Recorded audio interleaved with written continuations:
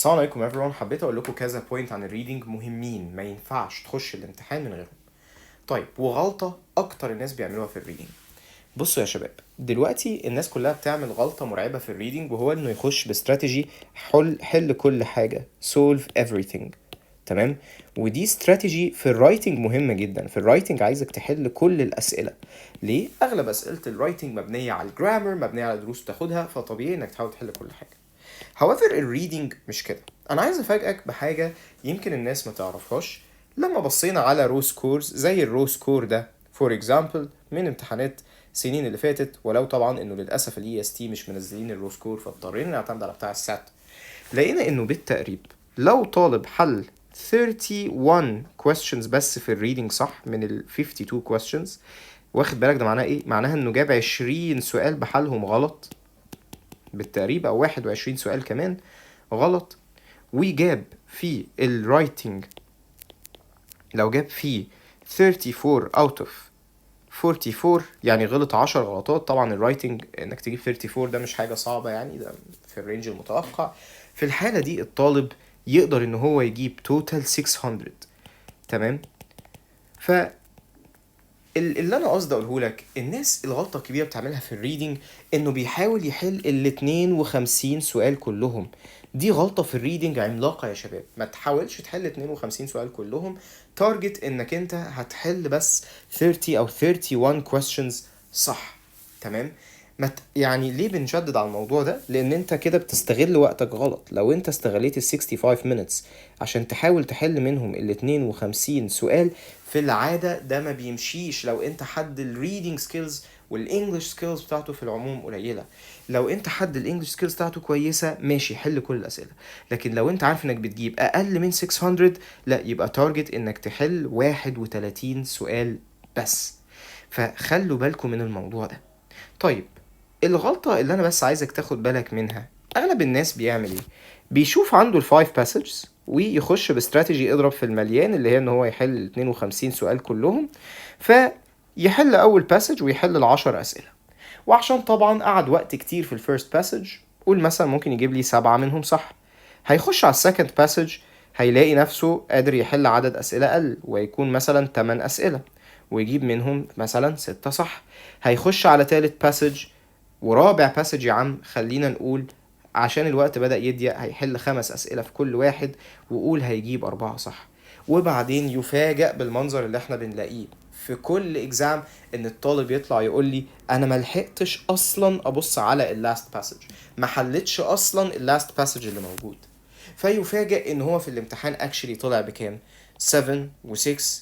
تمام، يعني about 13 17 بالفور دي 4 هنا كمان، طلع ب 21 questions بس، وعشان كده يجيب سكور اقل من اللي هو متخيل.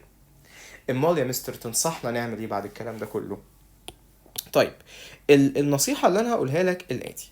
احنا لو جينا نقسم الباسج بتاعت الاكزام، هنلاقي ان هو usually بيبقى عندي الفورمات كالاتي. في 2 questions بيسألوا على الفوكابلري، و usually 2 questions بيبقوا line reference. يعني ايه line reference؟ يعني انا بقول لك lines معينة ترجع لها. for example ان انا اسألك سؤال مثلا زي ده كده، انا بديك lines معينة واقول لك ارجع لللاينز جاوب السؤال.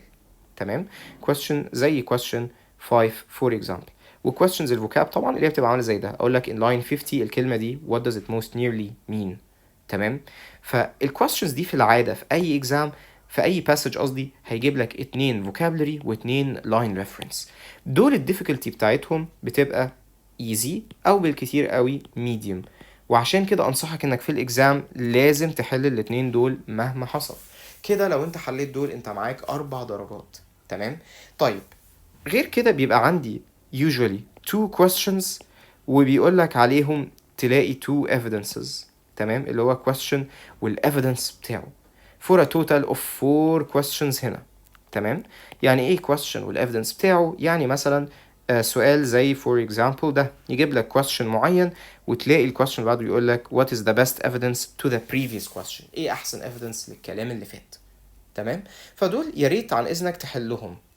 لو انت انا رأيي البيرسونال انه لو انت ركزت انك تحل دول بس في الباسج صح، يعني لو وزعت ال 12 to 15 minutes اللي انت سايبهم لكل passage على انك تحل بس الثمان اسئله دول، اللي هم سؤالين vocabulary، سؤالين مديك اللاين، سؤال وبيسالك على evidence، سؤال تاني بيسالك على evidence for a total of 8 questions، لو جبتهم لي اديتهم وقتهم جبتهم صح، ده هيخليك تجيب سكور اكبر بكتير من اللي انت كنت بتجيبه.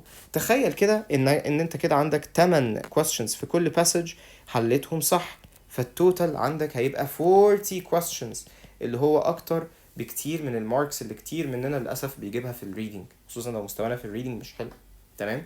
حد يقول لي طب ما انا مش هجيب كله صح، هقول لك يا عم انت لو جبت لي في كل باسج 6 من الثمانية دول صح، يعني انك انت جبت لي 30 questions صح، ده بالنسبه لي is good enough. زي ما اتفقنا ده يجيب لك 600. فانا لو مكانك اركز اسيب كل وقتي actually في الباسج ان انا اركز على الثمان اسئله دول بس، سؤالين الفوكابلري اللي يجوا في كل باسج، سؤالين اللاين ريفرنس، سؤال والافيدنس، سؤال والافيدنس. حد هيقول لي طب مستر معلش هو انت كده لسه في اسئله ناقصه، احنا كل باسج بيبقى فيه from 10 to 11 questions وانت اتكلمت عن الثمانيه دول بس. الحقيقه ان كل باسج بيبقى عندك من سؤالين لثلاثه general questions، اسئله general بتسالك على الباسج كله. اشهر حاجه طبعا انه يسالك على المين ايديا، ممكن يسالك على حاجه زي مثلا الشيفت اللي حصل في الباسج، او general questions وخلاص بتسالك على كل الباسجز من غير ما يديك لاينز معينه ترجع لها. الاسئله دي بيني وبينك انا رايي، وده راي controversial ممكن ناس تختلف معايا فيه، لكن انا شايف سيبها وروح للباسج اللي بعده، ولو خلصت الفايف باسجز يعني خلصت تحل الأسئلة اللي قلنا إنها important في الفايف باسجز، ابقى ارجع واتبقى وقت ابقى ارجع شوف الجنرال questions. ليه؟ لو أنا جبت لك سؤال جنرال من دول زي مثلا السؤال ده the main purpose of the passage، ده هتقعد فيه وقت كتير في الحل. الأسئلة الجنرال يا شباب بنقعد وقت كتير فيها نحلها في الإكزام، وعشان كده أنا ضدها، ده أكبر سبب إنك ما بتلحقش تايم تروح لكل الباسجز. وايل لو انت ركزت على الاسئله اللي احنا قلنا انها ايزي او intermediate زي الفوكاب اللاين ريفرنس والافيدنس كويستشنز، وجبت لي حتى 6 من 8 صح بس عديت على كل الباسجز، هتكون جبت لي الدرجه. فانا رايي الاسئله الجنرال دي ما تحلهاش غير لو انت عديت بالفعل على كل الفايف باسجز، واتبقى وقت ارجع بقى شوف الجنرال ايديا بتاعت كل باسج كانت ايه بالظبط او كده. طبعا الكلام ده مينلي للناس اللي بتجيب 600 او اقل، لو انت بتجيب اكتر من 600 يعني دخلت بقى في 650 700، الكلام ده مش ليك خالص يا باشا، حل كله عادي خالص بالترتيب واعمل كل حاجه بدون اي مشكله، انت اصلا ما عندكش مشكله في الريدنج. لكن بليز ناخد بالنا من الحته دي، لان دي اكبر غلطه بتتعمل في الريدنج.